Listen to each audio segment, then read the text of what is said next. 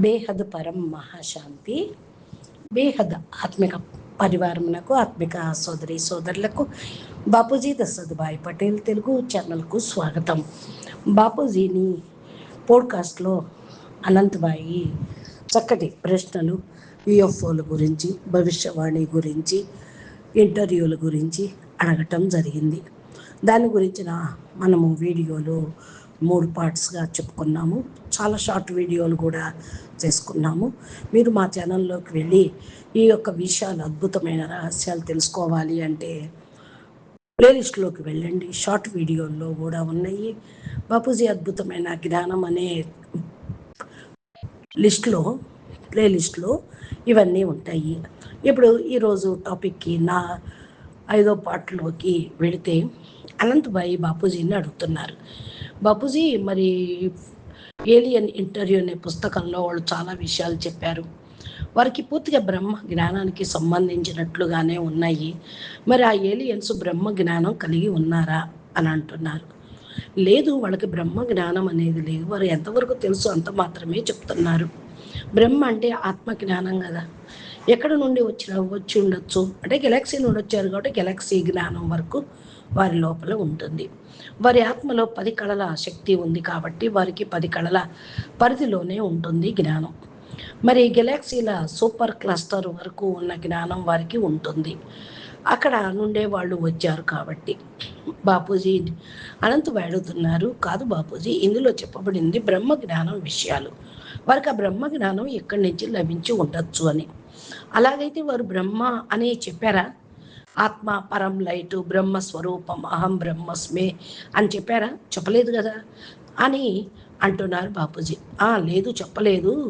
కానీ వారు చెప్పిన విషయాలు మనకు దగ్గరగా ఆధ్యాత్మికానికి ఉన్నాయి కదా అంటున్నారు. బ్రహ్మ జ్ఞానం అంటే ఏంటి?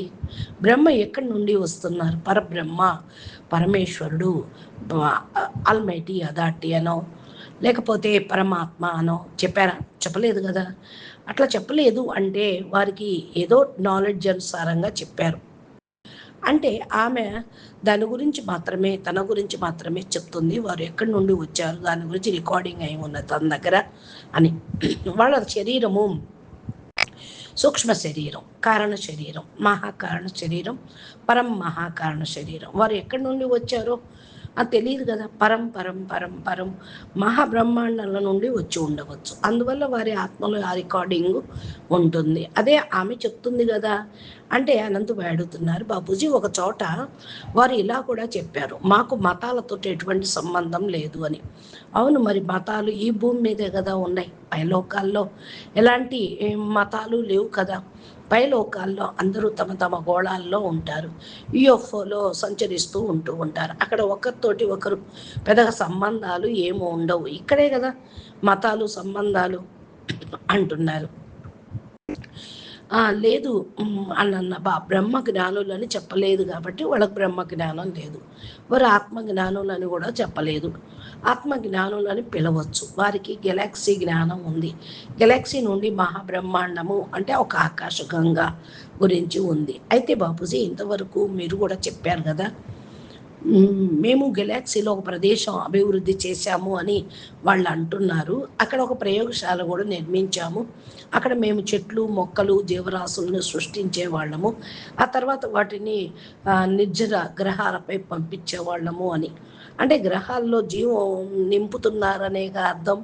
తర్వాత వారు చెప్పారు, ఇక్కడ బాంబులు పేలబోతున్నాయని, ఇక ఆకాశవాణి విన్నామని, అందుకే మేము ఆ భూమికి దాన్ని వదిలేసి భూమి మీదకు వచ్చాము అన్నారు. ఇక్కడ ప్రపంచ యుద్ధం జరగకుండా ఉండేందుకు ప్రయత్నం చేస్తున్నామని కూడా ప్రకటించారు అంటున్నారు.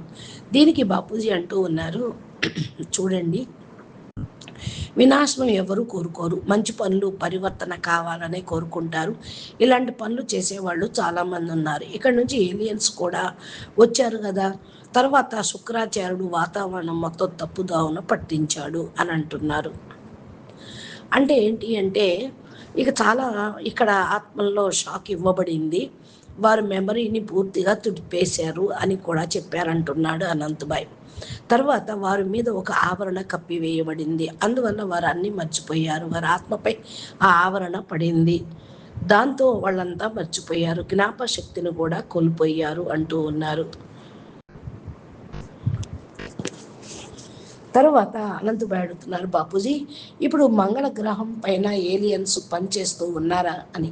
అవును, ప్రతి గ్రహం పైన పనిచేస్తూ ఉన్నారు. మనం కూడా పాత వీడియోలో చాలా చోట్ల నేను చెప్పాను, మన సోలార్ సిస్టంలో కూడా బ్రహ్మాండం లాంటిది అది ఒక ప్రకాశ సంవత్సరము ఉండేది. 1.6 విశాలం వైశాల్యం చేశాము, విస్తరించింది. అందులో ఏలియన్స్ ఉన్నారు, యూఎఫ్ఓలు ఎన్నో ఉన్నాయి, స్థలం కూడా లేకుండా నిండిపోయింది అంటున్నారు. అనంత్ భాయ్ అడుగుతున్నారు, బాపూజీ మీరు ప్రారంభంలో చెప్పినట్లు 1997-98 ఆశ్రమంలో జ్ఞానం బోధిస్తున్నప్పుడు మరి ఈ విషయము కొనసాగించండి, అది ముందు కథ పూర్తి చేయండి అన్నారు.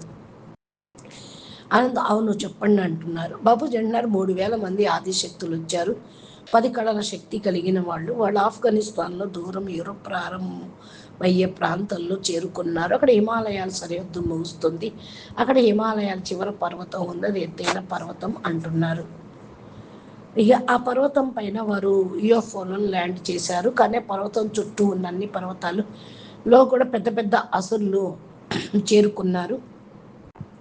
మొదటి పరార్థంలో వచ్చిన భయంకరమైన రాక్షసులు వాళ్ళు. ఈ ప్రాంతం నుండి ఇతర యూనివర్సుల్లో నుండి వచ్చిన వారు 15-20 కళల శక్తి కలిగిన వాళ్ళు బ్రహ్మాండం యొక్క మొదటి పరార్థంలో వచ్చిన తర్వాత అసురులుగా మారిపోయారు. అంటే వాళ్ళు 15-20 కళల శక్తి కలిగిన అసురీ వృత్తి కలిగినటువంటి ఆత్మలు. 15-20 కళల శక్తి కలిగిన ఆసురీ వృత్తి కలిగిన ఆత్మలు వేల సంఖ్యలో అక్కడ ఉండేవాళ్ళు. వారిని ఆదిశక్తులని అనాలి. వారు సూక్ష్మ శరీరంలో ఉన్న అసురులుగా మారిపోయారు అంటున్నారు బాపూజీ. ఈ ఆదిశక్తులు చుట్టూ చూశాయి. దూరం నుండి వచ్చిన ఏలియన్స్ తమ అసురులను తెలిసిపోయింది. వారికి ఏలియన్స్ గురించి జ్ఞానం ఉన్నది, దివ్య శక్తులు ఉంటాయి, వీరికి దివ్య పవర్స్ కలిగి ఉంటాయి కాబట్టి వారికి తెలుసు అంటున్నారు. ఒక ఆదిశక్తి చుట్టూ 10, 20, 50 ఆసురీ వృత్తి కలిగిన వాళ్ళు చేరిపోయారు. వారి యొక్క శక్తిని పీల్చడం ప్రారంభించారు. అలా అందరి శక్తిని పీల్చేశారు. ఫస్ట్ పరార్థం నుండి వచ్చినటువంటి వాళ్ళు అసురులుగా అయిన వాళ్ళు. దాంతో వారు దివ్య శక్తి నుండి 3 తత్వాల స్థితిలోకి వచ్చారు. 3 తత్వాల స్థితిలోకి వచ్చిన తర్వాత అసురులు వారిని నియంత్రించారు. వారి వద్ద ఉన్న శక్తి మొత్తం పూర్తిగా ముగిసిపోయింది, ఖతమైపోయింది అంటున్నారు. అందులో 3 మాత్రమే మిగిలారు. ఏదో విధంగా 3 మాత్రం తప్పించుకోగలిగారు. అక్కడ యూఎఫ్ఓ లోపల చిన్న చిన్న యూఎఫ్ఓలు కూడా ఉంటాయి కదా, పెద్ద యూఎఫ్ఓలో ఆ పడవల్లో చిన్నదాంట్లో ఒక యూఎఫ్ఓని వేసుకొని కిందకు వచ్చేసారు. అక్కడ నుండి పారిపోయారు. చాలా భయపడ్డారు. భయపడటం వల్ల వాళ్ళ ఆత్మశక్తి బలహీనపడింది. మొదట వారి యూఎఫ్ఓ సూక్ష్మ స్థితిలో ఉండేది, అది స్థూల తత్వంలోకి మారిపోయింది కాబట్టి కిందకు పడిపోయారు. భయం కారణం వల్ల వాళ్ళ స్థూల శరీరాలు కూడా స్థూల తత్వాల్లో, సూక్ష్మ శరీరం కూడా స్థూల తత్వాల్లోకి మారిపోయింది. భయంతో వారి శక్తి తగ్గిపోయింది. ఆ కారణంగా యూఎఫ్ఓ అమెరికాలో 1947లో కూలిపోయింది. అనంతభాయ్ దాన్నే బాపూజీ రోస్వెల్ అని అన్నారు. అవును, ఎక్కడ కూలిందో అక్కడే కూలిపోయిన చోటే 51 ఏరియాని తయారు చేసుకున్నారు. శరీరంలో చిక్కుకున్న 2 ఉన్నారు, మొత్తం 3 శక్తులే. 3కి స్థూల శరీరాలు ఏర్పడ్డాయి, కానీ అవి మన శరీరాల్లా ఉండేవి కావు, భిన్నంగా ఉండేవి. వాటి స్థూల తత్వాలు కూడా భిన్నంగా ఉండేవి. అయితే వారు స్థూల తత్వాల్లోకి మారిపోయారు. భయం వల్ల వాళ్ళ శక్తి తగ్గిపోయింది. సూక్ష్మ స్థితి నుండి స్థూల స్థితిలోకి మారిపోయారు. వారు 2 శరీరాలు క్రాష్ అయి ధ్వంసం అయిపోయాయి. 2 ఆదిశక్తులు శరీరాలు నాశనం అయ్యాయి. అందువల్ల వాళ్ళు మళ్ళీ సూక్ష్మ స్థితిలోకి వెళ్ళిపోయారు. ఒకరి శరీరం మాత్రం మిగిలిపోయింది. ఆమె ఉన్న యూఎఫ్ఓ పూర్తిగా క్రాష్ అయిపోయింది, కానీ ఆమె శరీరం మాత్రం మిగిలిపోయింది. ఈ శరీరాన్ని అమెరికా వారు ఏరియన్ 51లో ఉంచారు. ఇప్పుడు కూడా ఏరియన్ 51లో స్థూల శరీరంతో ఒకరు ఉన్నారు. అమెరికా వారికి ఆమె ఇంకా జీవించి ఉందని అనిపించింది. మిగిలిన ఇద్దరు శరీరాలు ధ్వంసమయ్యాయి. అందువల్ల వారు సూక్ష్మ స్థితిలోకి వెళ్ళి ఆమెతో ఉండిపోయారు. ముగ్గురు భయంతో ఉన్నారు, ఎక్కడికి వెళ్ళలేకపోయారు. రాక్షసులు మమ్మల్ని అపహరిస్తారు అని వారికి తెలిసిపోయింది. అందువల్ల ఆమెను ఏరియా 51లో ఉంచారు. వారిలో ఒకరు స్థూల శరీరంలో ఉన్నారు. అనంత్ ఆమె ఇప్పటికీ జీవించి ఉందా అంటారు. ఉందా బాపూజీ అంటున్నారు. అవును, ఉంది, ఇప్పటికీ ఉంది. ఒకరు స్థూల రూపంలో ఉన్నారు, మిగిలిన ఇద్దరు ఆకారి రూపంలో ఉన్నారు అని. ముగ్గురు అక్కడే ఉన్నారు అని అంటున్నారు. ఎవరైనా సూక్ష్మ స్థితిలో వారితో సంభాషించగలిగితే వారితో మాట్లాడి వారి జ్ఞానాన్ని పొందవచ్చు అంటున్నారు బాపూజీ. వారికి తమ జ్ఞానం ఇంకా గుర్తుంది. వారు తమ గెలాక్సీ నుండి ఇక్కడికి వచ్చాము అని, ఎందుకు వచ్చారు అనే విషయాన్ని వారికి పెద్ద స్థాయిలో గుర్తులేదు. గుర్తించారు కూడా, కొంత గుర్తొచ్చింది, కానీ తమ సృష్టికర్తను మాత్రం మర్చిపోయారు. వారికి కేవలం పెద్ద ఎత్తున కొన్ని విషయాలు మాత్రమే గుర్తున్నాయి అంటున్నారు బాపూజీ. అనంత్ అడుగుతున్నారు, అయితే వారు మేము 3000 మందిని వెతుకుతున్నామని చెప్తున్నారు కదా, మరి ఎలా వెతుకుతున్నారు అంటే, ముందు వాళ్ళు తమను తాము రక్షించుకోవాలి. 3000 మంది అసురుల నియంత్రణలోకి వెళ్ళిపోయారు. వారి శక్తిని అసురులు పీల్చేశారు. ఇప్పుడు వారు సాధారణ భూత ప్రేతాలు వంటి ఆత్మలుగా మారిపోయారు అంటున్నారు బాపూజీ. అంటే వారు భౌతిక శరీరము పూర్తిగా ధ్వంసమైందా, భౌతిక శరీరంలో లేరా, కానీ వారు భౌతిక శరీరంలో మనుషులుగా మారిపోయారని చెప్తున్నారు కదా అంటున్నారు. లేదు, వారు ఇంకా భౌతిక శరీరంలో లేరు, అది పూర్తిగా జరగలేదు. 3000 ఆత్మలు ఇంకా భౌతిక శరీరాల్లోకి రాలేదు అంటున్నారు. సూక్ష్మ జగత్తులో అసురులు వారిని సూక్ష్మ స్థితిలోకి మార్చేశారు. అసురులు వారిని తమలాగే మార్చేశారని వారికి అనిపించింది, అందుకే వారు అలా చెప్తున్నారు. ఎందుకంటే ఆ ముగ్గురు స్థూల స్థితిలోకి వచ్చారు కదా, అందువల్ల వారికి అసురులు స్థూల రూపంలో మార్చేశారని అనిపించింది అందరినీ. కానీ వారు స్థూల రూపంలోకి రాలేదు, వారు సూక్ష్మ స్థితిలోకి పడిపోయారు. భూత ప్రేతాల మాదిరిగా అసురుల మాదిరిగా మారిపోయారు అంటున్నారు బాపూజీ. ఎలాగైతే అసురులు భూతాలు ప్రేతాలు పిశాచాలుగా మారిపోయారో అలాగే వీరు కూడా అలాంటి స్థితికి చేరుకున్నారు. వారికి ఎంత గుర్తుందో అంత మాత్రమే చెప్తున్నారు అంటున్నారు బాపూజీ. అనంతభాయ్ అడుగుతున్నారు, అయితే బాపూజీ మరి అమెరికా వాళ్ళు వారి నుండి చాలా విషయాలు నేర్చుకుంటున్నారా అని. అవును, అమెరికా వారు అనేక మందిని చంపి చూడాలి అనుకుంటున్నారు, కానీ వాళ్ళు చాలామందిని పంపి వారితో ఆత్మతో కాంటాక్ట్ అయ్యే ప్రయత్నాలు చేస్తున్నారు. అంటే ఆధ్యాత్మికంగా ఆత్మ టెలిపతి లాగా వారి ఆత్మతోటి సూక్ష్మంగా ఉండే ఆత్మలతోటి కాంటాక్ట్ అవ్వాలని చూస్తూ ఉన్నారు.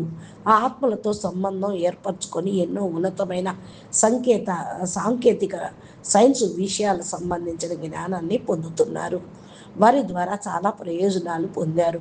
వారి ఆధారంగా అనేక పరిశోధనలు కూడా జరిగాయి అంటున్నారు బాపూజీ. అయితే అనంతభాయ్ అడుగుతున్నారు, భూమిని వాళ్ళు ఒక జైలుగా ఎందుకు చెప్పారు అని అడుగుతున్నారు. ఎందుకంటే ఇది మృతిలోకం, నిజంగానే ఒక జైలు లాంటిదే కదా. ఇక్కడికి వచ్చి అన్నీ మర్చిపోతున్నారు, చిక్కుకొని పోతున్నారు అందరూ. వారు పైలోకం నుండి గెలాక్సీ నుండి వచ్చారు. ఇతర గెలాక్సీలో మరణము అనేది లేదు కదా, బ్రహ్మాండాల్లోనే కదా ఉన్నది. ఈ భూమి ఉన్న చోట మృత్యు ఉంది కదా. మరి గెలాక్సీల్లో వారికి అనేక స్థావరాలు ఉన్నాయి, 3000 ఆత్మలతో కూడిన అనేక స్థావరాలు ఉన్నాయి అంటున్నారు. వివిధ గెలాక్సీల్లో ఇతర ప్రాంతాల్లో కూడా వారి కేంద్రాలు ఉన్నాయి అంటున్నారు. వారు అనేక చోట్ల ప్రయోగశాలలు కూడా నిర్మించి ఉండవచ్చు అంటున్నారు బాపూజీ. వారికి చాలా స్థావరాలు ఉన్నాయి. అనంతభాయ్, అయితే మన భూమిపై చాలా ఏలియన్స్ ఉన్నట్లే కదా, ఇది కేవలం ఒక కథ మాత్రమే, ఇలాంటివి ఇంకా ఎన్నో ఉంటాయి అని అంటున్నారు అనంతభాయ్. ఎన్నో ఉన్నాయి, లెక్కలేనన్ని గ్రూపులు ఉన్నాయి అంటున్నారు. వారు సూక్ష్మ రూపంలో ఉంటారా లేక మనుషుల రూపంలో ఉంటారా అని అడుగుతున్నారు అనంతభాయ్. బాపూజీ అంటున్నారు, కొంతమంది సూక్ష్మ రూపంలో ఉంటారు, కొంతమంది సాకార రూపంలో ఉంటారు అంటూ ఉన్నారు. భౌతిక ప్రపంచంలో పని చేయాల్సి వస్తే వస్తే కొందరు ఏలియన్స్ రూపంలో కూడా ఉంటారు. వారికి తరంగాలు రేసెస్ పంపుతూ పనులు చేయిస్తున్నారు అంటున్నారు. ఉదాహరణకి మన ట్రంప్ను తీసుకోండి. ఆయన ఆయన కూడా ఒక ఏలియన్ అవతారమే కదా. వారు అతనికి తరంగాలు పంపుతూ వినాశకరమైన పనులు చేయిస్తూ ఉన్నారు అని. ఉదయం ఒకటి మాట్లాడతాడు, సాయంకాలం ఇంకోటి మాట్లాడతాడు. అతనికి స్థిరత్వమే ఉండదు. అలాంటి అనేక ఏలియన్ గ్రూపులు ఉన్నాయి. ఎందుకంటే వారు అతని ద్వారా వినాశనాన్ని కలిగించాలని, చేయించాలని కోరుకుంటూ ఉన్నారు. అనంతుడు అడుగుతున్నారు, ఈ ప్రపంచంలో ప్రతి దేశంలో కూడా ఏలియన్స్ ఉంటారా అని. ప్రతి దేశంలోనూ ఉంటారు, ప్రతి ప్రాంతంలోనూ ఉన్నారు అంటున్నారు. సముద్రం లోపల ఉంటారు, సూర్యుని లోపల ఉన్నారు, చంద్రుడిపై కూడా ఉన్నారు అని అంటున్నారు. ప్రతి దేశంలో ప్రధానమంత్రులు, అధ్యక్షులకు, ప్రెసిడెంట్లకు కూడా వాళ్ళను వీళ్ళు నియంత్రిస్తారా అని. ఎందుకు నియంత్రించరు? ఏలియన్స్ వారిని నియంత్రిస్తున్నారు అంటున్నారు. అయితే కొన్ని చోట్ల రక్షించే మంచి ఏలియన్ కూడా ఉంటాయి. వారు కూడా వాళ్ళని కాపాడటానికి ప్రయత్నం చేస్తూ ఉన్నాయి అంటున్నారు. అలాంటి వారు కేవలం 1% మాత్రమే ఉన్నారు. 99% వినాశకరమైనటువంటి ఏలియన్సే. 1% సతో ప్రధానమైన ఆత్మలు ఉన్నారు. ఈ 1% మంది ఎంతవరకు కాపాడగలరు అంటూ ఉన్నారు బాపూజీ. అచ్చా, పరం శాంతి, నమస్తే, ధన్యవాదాలు. బాపూజీ దశరథభాయ్ పటేల్ తెలుగు ఛానల్లో మీకు అద్భుతమైన జ్ఞానం అందుతుందని మేము భావిస్తూ ఉన్నాం. మీకు ఈ టాపిక్ నచ్చినట్టయితే లైక్ చేయండి, షేర్ చేయండి, మంచి కామెంట్ పెట్టండి. అచ్చా, పరం మహాశాంతి.